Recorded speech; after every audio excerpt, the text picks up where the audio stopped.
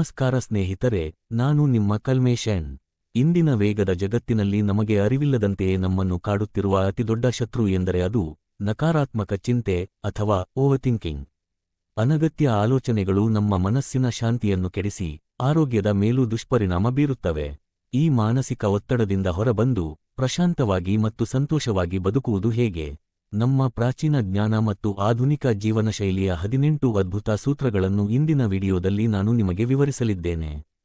ಈ ವಿಡಿಯೋವನ್ನು ಪೂರ್ತಿಯಾಗಿ ನೋಡಿ, ನಿಮ್ಮ ಜೀವನದಲ್ಲಿ ಸಕಾರಾತ್ಮಕ ಬದಲಾವಣೆ ತನ್ನಿ. ಈಗ ನಾವು ನಕಾರಾತ್ಮಕ ಚಿಂತೆಯನ್ನು ಹೊಡೆದೋಡಿಸುವ 18 ಮಾರ್ಗಗಳನ್ನು ಒಂದೊಂದಾಗಿ ತಿಳಿಯೋಣ. 1. ಮೊದಲನೆಯದಾಗಿ ಶ್ವಾಸದ ಮೇಲೆ ಗಮನ ಹರಿಸಿ. ನಮಗೆ ಗಾಬರಿ ಅಥವಾ ಆತಂಕವಾದಾಗ ನಮ್ಮ ಉಸಿರಾಟದ ವೇಗ ಹೆಚ್ಚಾಗುತ್ತದೆ. ಇದನ್ನು ನಿಯಂತ್ರಿಸುವುದೇ ಮೊದಲ ಹೆಜ್ಜೆ. ಉದಾಹರಣೆಗೆ, ನಿಮಗೆ ತುಂಬಾ ಟೆನ್ಷನ್ ಆದಾಗ ಕಣ್ಣು ಮುಚ್ಚಿ 5 ಬಾರಿ ದೀರ್ಘವಾಗಿ ಉಸಿರು ತೆಗೆದುಕೊಂಡು ನಿಧಾನವಾಗಿ ಬಿಡಿ.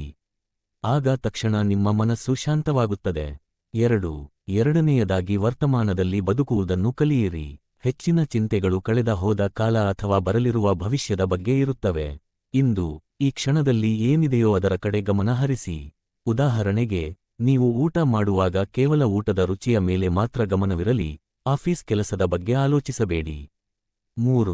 ಮೂರನೆಯ ಸೂತ್ರ ಬರವಣಿಗೆಯ ಶಕ್ತಿ. ನಿಮ್ಮ ಮನಸ್ಸಿನಲ್ಲಿರುವ ಗೊಂದಲಗಳನ್ನು ಕಾಗದದ ಮೇಲೆ ಬರೆದರೆ ಮೆದುಳಿನ ಮೇಲಿನ ಹೊರೆ ಕಡಿಮೆಯಾಗುತ್ತದೆ. ಉದಾಹರಣೆಗೆ, ಪ್ರತಿ ರಾತ್ರಿ ಮಲಗುವ ಮುನ್ನ ನಿಮ್ಮನ್ನು ಕಾಡುತ್ತಿರುವ ಸಮಸ್ಯೆಗಳನ್ನು ಒಂದು ಡೈರಿಯಲ್ಲಿ ಬರೆಯಿರಿ, ಆಗ ಆ ಚಿಂತೆಗಳು ನಿಮ್ಮ ಮನಸ್ಸಿನಿಂದ ಹೊರಬರುತ್ತವೆ. 4. ನಾಲ್ಕನೆಯದಾಗಿ ದೈಹಿಕ ವ್ಯಾಯಾಮ ಮಾಡಿ. ವ್ಯಾಯಾಮ ಮಾಡುವಾಗ ದೇಹದಲ್ಲಿ ಎಂಡೋರ್ಫಿನ್ ಎಂಬ ಹಾರ್ಮೋನ್ ಬಿಡುಗಡೆಯಾಗಿ ನಕಾರಾತ್ಮಕತೆಯನ್ನು ಕಡಿಮೆ ಮಾಡುತ್ತದೆ. ಉದಾಹರಣೆಗೆ, ದಿನಕ್ಕೆ ಕೇವಲ 20 ನಿಮಿಷ ವೇಗವಾಗಿ ನಡೆಯುವುದು ಅಥವಾ ಯೋಗ ಮಾಡುವುದು ನಿಮ್ಮ ಇಡೀ ದಿನದ ಮೂಡ್ ಬದಲಾಯಿಸುತ್ತದೆ. 5. ಐದನೆಯದಾಗಿ ಸಂಗೀತದ ಮೊರೆ ಹೋಗಿ. ಸಂಗೀತಕ್ಕೆ ಮನಸ್ಸನ್ನು ಗುಣಪಡಿಸುವ ಶಕ್ತಿಯಿದೆ. ಇದು ಆಲೋಚನೆಗಳ ಹರಿವನ್ನು ಬದಲಿಸುತ್ತದೆ. ಉದಾಹರಣೆಗೆ, ನೀವು ತುಂಬಾ ಒತ್ತಡದಲ್ಲಿದ್ದಾಗ ಮೆಲೋಡಿ ಅಥವಾ ಶಾಂತವಾದ ಸಂಗೀತ ಕೇಳುವುದರಿಂದ ಮನಸ್ಸು ತಕ್ಷಣ ಹಗುರಾಗುತ್ತದೆ. 6. ಆರನೆಯದಾಗಿ ಡಿಜಿಟಲ್ ಡಿಟಾಕ್ಸ್ ಪಾಲಿಸಿ. ಸೋಷಿಯಲ್ ಮೀಡಿಯಾದಲ್ಲಿ ಬೇರೆಯವರ ಜೀವನ ನೋಡಿ ನಮಗೆ ಅರಿವಿಲ್ಲದಂತೆ ಕೀಳರಿಮೆ ಅಥವಾ ಚಿಂತೆ ಶುರುವಾಗುತ್ತದೆ. ಉದಾಹರಣೆಗೆ, ರಾತ್ರಿ ಮಲಗುವ 1 ಗಂಟೆ ಮೊದಲು ಫೋನ್ ಬಳಸುವುದನ್ನು ನಿಲ್ಲಿಸಿ, ಯಾವುದಾದರೂ ಒಳ್ಳೆಯ ಪುಸ್ತಕ ಓದುವ ಹವ್ಯಾಸ ಮಾಡಿಕೊಳ್ಳಿ. 7. ಏಳನೆಯ ಸೂತ್ರ ಕೃತಜ್ಞತೆ ಸಲ್ಲಿಸುವುದು. ನಮ್ಮ ಹತ್ತಿರ ಇಲ್ಲದಿದ್ದರ ಬಗ್ಗೆ ಚಿಂತಿಸುವ ಬದಲು ಇರುವುದಕ್ಕೆ ಧನ್ಯವಾದ ಹೇಳುವುದೇ ಕೃತಜ್ಞತೆ. ಉದಾಹರಣೆಗೆ, ಪ್ರತಿದಿನ ರಾತ್ರಿ ನಿಮ್ಮ ಜೀವನದಲ್ಲಿ ನಡೆದ 3 ಸಣ್ಣ ಒಳ್ಳೆಯ ವಿಷಯಗಳನ್ನು ನೆನೆಸಿಕೊಂಡು ದೇವರಿಗೆ ಅಥವಾ ಪ್ರಕೃತಿಗೆ ಧನ್ಯವಾದ ತಿಳಿಸಿ. 8. ಎಂಟನೆಯದಾಗಿ ಹೋಲಿಕೆ ಮಾಡಬೇಡಿ. ಪ್ರತಿಯೊಬ್ಬರ ಜೀವನದ ಹಾದಿ ಬೇರೆ ಬೇರೆಯಾಗಿರುತ್ತದೆ. ಇನ್ನೊಬ್ಬರ ಯಶಸ್ಸಿಗೆ ನಿಮ್ಮನ್ನು ಹೋಲಿಸಿಕೊಳ್ಳುವುದು ಚಿಂತೆಗೆ ಮೂಲ ಕಾರಣ. ಉದಾಹರಣೆಗೆ, ಹೂವು ಮತ್ತು ಸೂರ್ಯ ಇಬ್ಬರು ಸುಂದರವೇ, ಆದರೆ ಅವರ ಅರಳುವ ಸಮಯ ಬೇರೆ ಬೇರೆ ಎಂಬುದನ್ನು ಸದಾ ನೆನಪಿಡಿ. 9. ಒಂಬತ್ತನೆಯದಾಗಿ ನಿದ್ದೆಗೆ ಆದ್ಯತೆ ನೀಡಿ. ಸರಿಯಾದ ನಿದ್ದೆಯಿಲ್ಲದಿದ್ದರೆ ನಮ್ಮ ಮಿದುಳು ಸರಿಯಾಗಿ ಕೆಲಸ ಮಾಡದೆ ಹೆಚ್ಚು ನಕಾರಾತ್ಮಕ ಆಲೋಚನೆಗಳನ್ನು ಸೃಷ್ಟಿಸುತ್ತದೆ. ಉದಾಹರಣೆಗೆ, ಪ್ರತಿದಿನ 7 ರಿಂದ 8 ಗಂಟೆಗಳ ಕಾಲ ಸರಿಯಾದ ಸಮಯಕ್ಕೆ ಗಾಢ ನಿದ್ದೆ ಮಾಡುವುದರಿಂದ ಮರುದಿನ ನೀವು ಉತ್ಸಾಹದಿಂದ ಇರಬಹುದು. 10. ಹತ್ತನೆಯದಾಗಿ ನಗುವನ್ನು ಅಳವಡಿಸಿಕೊಳ್ಳಿ. ನಗುವು ಒತ್ತಡದ ಹಾರ್ಮೋನ್ಗಳನ್ನು ಕಡಿಮೆ ಮಾಡುತ್ತದೆ. ಕೃತಕವಾಗಿ ನಕ್ಕರೂ ಸಹ ಅದು ಮೆದುಳಿಗೆ ಪಾಸಿಟಿವ್ ಸಿಗ್ನಲ್ ನೀಡುತ್ತದೆ.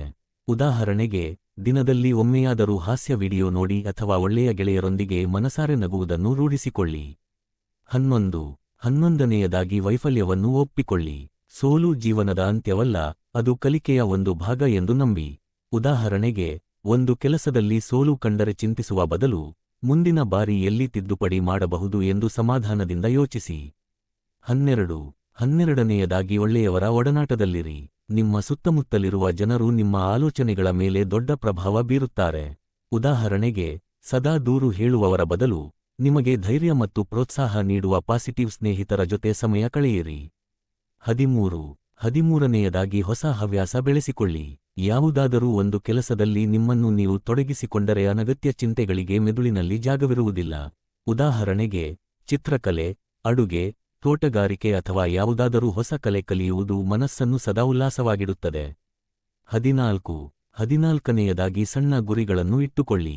ದೊಡ್ಡ ಗುರಿಗಳು ಒಮ್ಮೊಮ್ಮೆ ಭಯ ಅಥವಾ ಚಿಂತೆ ಹುಟ್ಟಿಸುತ್ತವೆ. ಅವುಗಳನ್ನು ಸಣ್ಣ ಸಣ್ಣ ಹಂತಗಳಾಗಿ ವಿಂಗಡಿಸಿ. ಉದಾಹರಣೆಗೆ, ಇಡೀ ಮನೆಯನ್ನು ಸ್ವಚ್ಛಗೊಳಿಸುವ ದೊಡ್ಡ ಕೆಲಸದ ಬದಲು ಇಂದು ಕೇವಲ ಒಂದು ಕಪಾಟನ್ನು ಸ್ವಚ್ಛಗೊಳಿಸುವ ಸಣ್ಣ ಗುರಿ ಇಟ್ಟುಕೊಳ್ಳಿ. 15.